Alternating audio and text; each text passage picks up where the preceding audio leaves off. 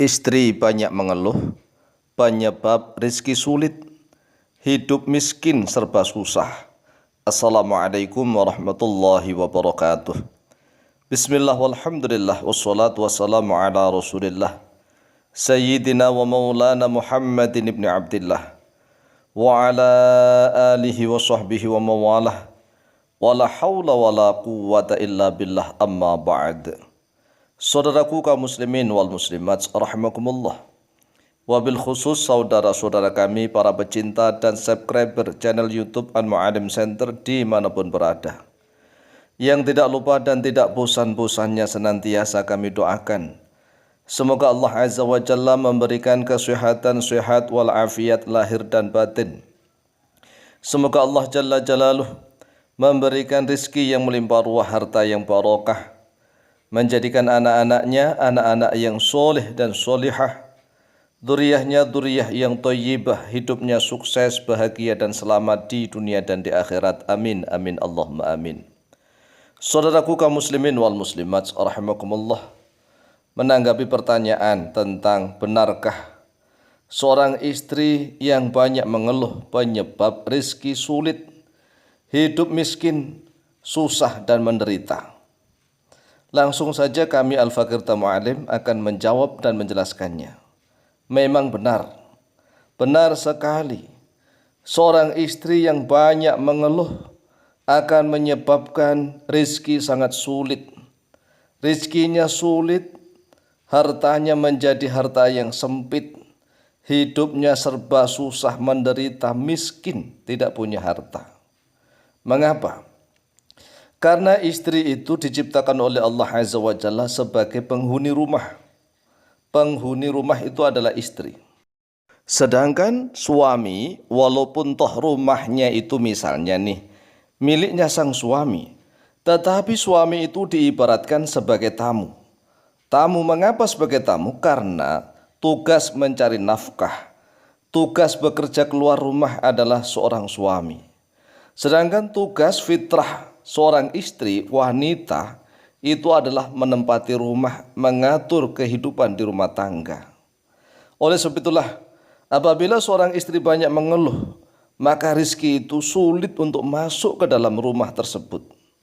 Makanya Rasulullah SAW menjelaskan, apabila seorang istri itu cerewet, bawel, banyak mengeluh sehingga suaminya tidak betah di rumah, maka rumah itu akan berubah menjadi seperti neraka. Sebaliknya, apabila seorang istri itu qanaah, terima apa adanya, senantiasa bersyukur kepada Allah Azza wa Jalla, maka pasti rizki itu akan melimpah ruah masuk ke dalam rumah tersebut. Karena janji Allah, la in syakartum la azidannakum wa la in kafartum inna adzabi lasyadid. Sungguh jika kalian ini bersyukur, maka niscaya aku, kata Allah, akan menambah nikmat kepada kalian. Tetapi sebaliknya, jika kalian kufur, tidak syukur, mengingkari nikmat-nikmat Allah, maka sesungguhnya azabku, siksaku lasyadidun, yaitu sungguh sangat pedih.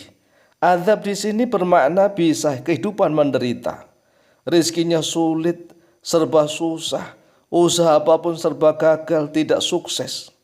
Mengapa? Karena istri yang ada di dalam rumah tersebut suka mengeluh, tidak bersyukur kepada Allah Azza wa Jalla, dan juga tidak berterima kasih terhadap segala apa yang telah suami berikan kepadanya. Istri yang model seperti ini jelas sebagai sebab rizki sang suami akan sulit, kehidupannya akan sempit, serba susah dan menderita. Bahkan nih, segala apa yang telah Allah berikan kepadanya, misalnya nih punya rumah, punya tanah, punya kendaraan, dijual untuk modal usaha.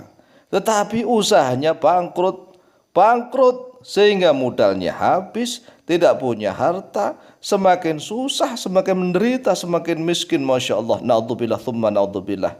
Sebaliknya nih, seorang istri yang pandai bersyukur kepada Allah Azza wa Jalla, qanaah, terima apa adanya, pandai berterima kasih kepada sang suami, apapun yang suami berikan kepadanya, walaupun sekecil apapun, maka mulutnya mudah sekali berterima kasih kepada sang suami, tidak pernah menghilangkan segala kebaikan sang suami, maka istri yang seperti inilah istri yang mendatangkan barokah.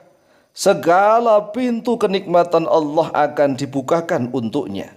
Segala pintu rizki akan dibukakan untuknya. Sehingga dia akan menjadi rumah tangga yang sakinah. Sakinah artinya tenang, penuh cinta. Cinta adalah mawaddah. Dan penuh sayang. Sayang adalah rahmah. Sebaliknya nih sekali lagi, kalau wanita-wanita muslimah di akhir zaman ini yang menjadi idola adalah orang-orang barat, kehidupan wanita-wanita barat, kehidupan wanita-wanita non-muslim, wanita-wanita kafir, maka standar tidak ada kebahagiaan. Kalau memang dia suka mengeluh, bahkan berani mengancam kepada suaminya. Kalau seandainya segala keinginannya tidak terpenuhi, maka dia akan pergi menjadi TKW ke luar negeri. Na'udzubillah, tsumma na'udzubillah. Masya Allah. Kalau istri muda seperti ini, Masya Allah, dia sudah mengancam kepada sang suami. Ala loh, penghasilan lo berapa nih? Nggak mampu membagikan saya. Saya lebih baik menjadi TKW. Padahal mohon maaf, TKW di luar negeri itu menjadi tongos pembantu, sangat rendah harkat dan martabatnya. Tetapi dia merasa bangga. Mengapa? Karena dia merasa punya uang sendiri. Ini padahal direndahkan oleh Allah Azza wa Jalla, tetapi dia tidak sadar. Saudaraku kaum muslimin wal muslimat rahimakumullah, di dalam hadis sahih riwayat Imam Bukhari, nomor hadis 3113. Ingat nih, nomor hadis 3113. An Ibnu Abbas radhiyallahu anhuma, riwayat dari Ibnu Abbas radhiyallahu anhuma. Rasulullah sallallahu alaihi wasallam menceritakan kisahnya Nabi Ibrahim alaihissalatu wassalam yang menyuruh kepada Nabi Ismail. Nabi Ismail adalah putra Nabi Ibrahim, untuk menceraikan istrinya. Nabi Ibrahim perintah kepada Nabi Ismail, ceraikan istrimu. Dalam bahasa Arabnya, untuk mengganti palang pintu rumahnya. Mengapa? Karena memang istrinya Nabi Ismail itu suka mengeluh.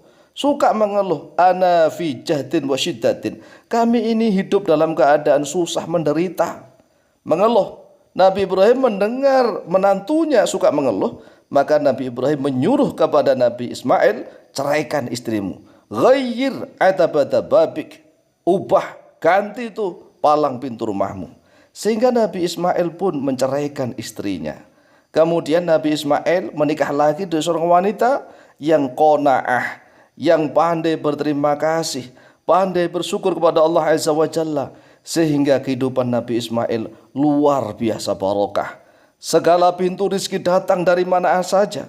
Maka dia menjadi orang yang kaya raya, hidupnya bahagia, selamat, dan sukses di dunia maupun di akhirat.